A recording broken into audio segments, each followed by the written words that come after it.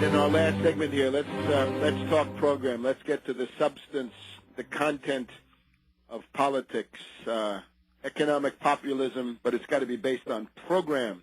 What do you want to do? What's the point of all this? I got it in 5 points. Each one of these, it could be 2 pages, it could be 200 pages, depending on how specific you want to get. The number 1 point, measures to reduce speculation and minimize the burden of fictitious capital. So stop all bailouts to banks and financial institutions. Claw back the TARP, including that money given to foreigners by AIG under the pressure of Geithner. No more too big to fail. Get rid of that. J.P. Morgan, Goldman Sachs, Citibank, they're all bankrupt. Seize them by the FDIC. Put them through Chapter 7 liquidation. Eliminate derivatives by triage. Reinstitute Glass-Steagall. There are persistent rumors that Paul Adolf Volcker has maybe on a deathbed conversion in the White House is arguing you got to reinstall Glass-Steagall.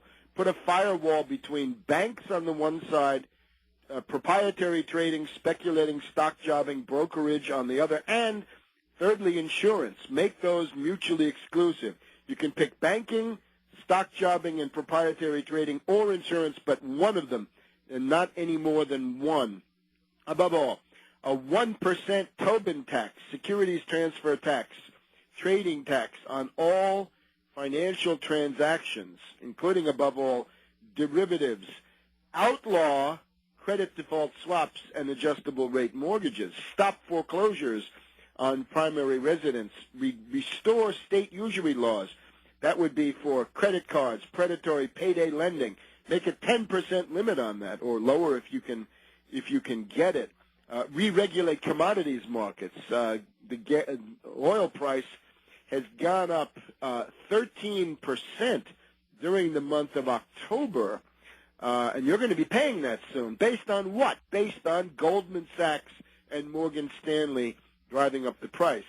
Then we've got to nationalize the Federal Reserve, 0% federal credit for production, and start with $1 trillion.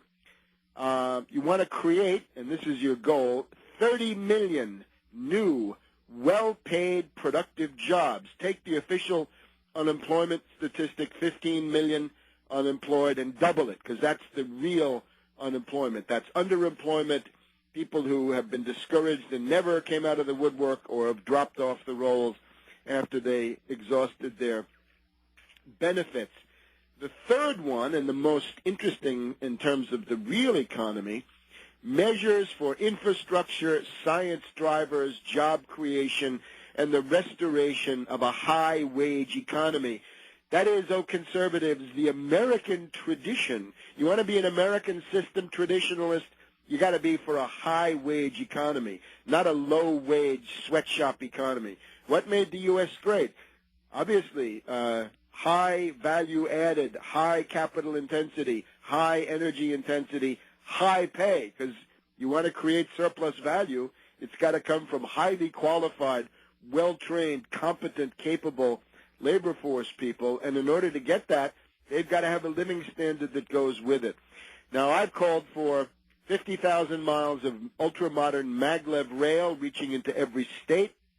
You've got to rebuild the entire interstate highway system to 21st century Autobahn standards, not this pockmarked moonscape that we've got with bridges falling down.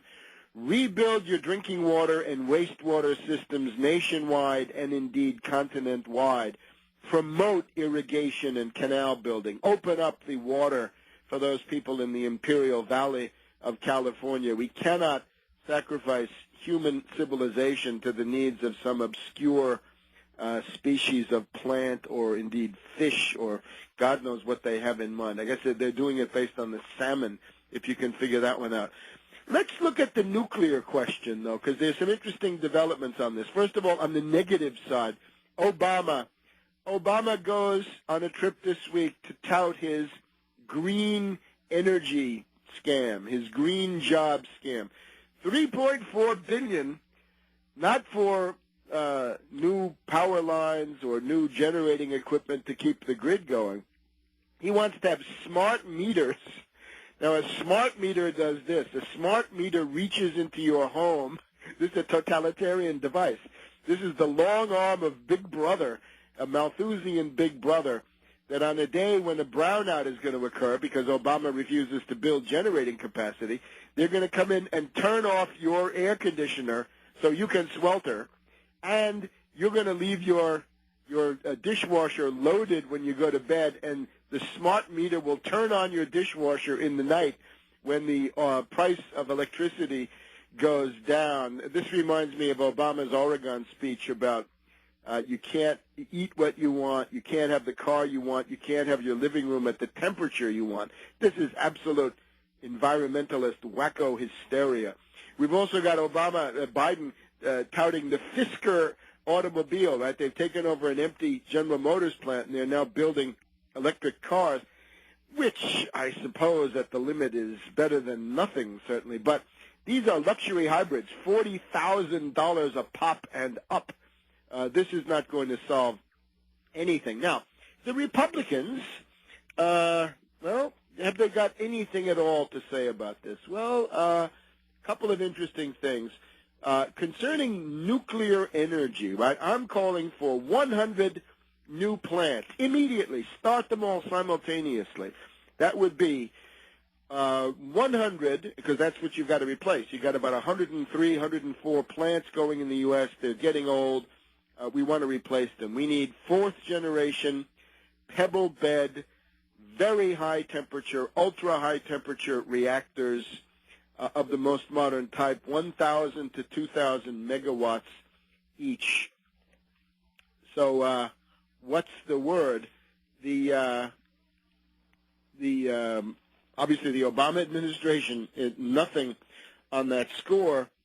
The Republicans, this is now the Pence plan. We've talked about this before. Congressman Mike Pence of Indiana, and now Senator Lamar Alexander of Tennessee, they talk about 100 nuclear plants by 2030. So they're talking about taking 20 years to build 100 nuclear plants. What happens in the meantime, dear Republicans? Right? This is not the thinking that won World War II. This is a very, very small, crabbed scale. Not thinking big at all.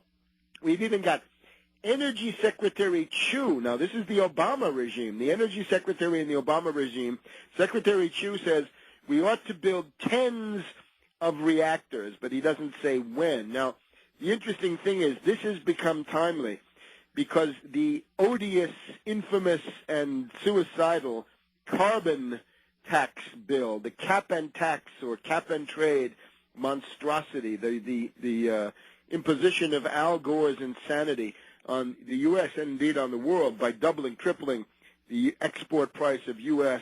wheat, corn, rice, and other absolutely critical foodstuffs, killing hundreds of millions of people in sub-Saharan Africa.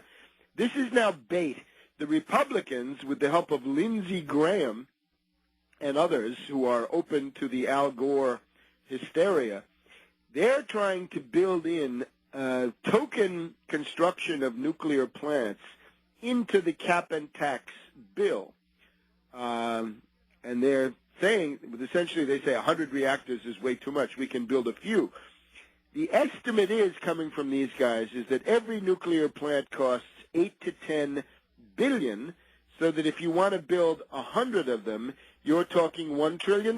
Well, if that's what it takes, do it now, because whatever it costs now, you can only be sure of one thing. It will cost more later.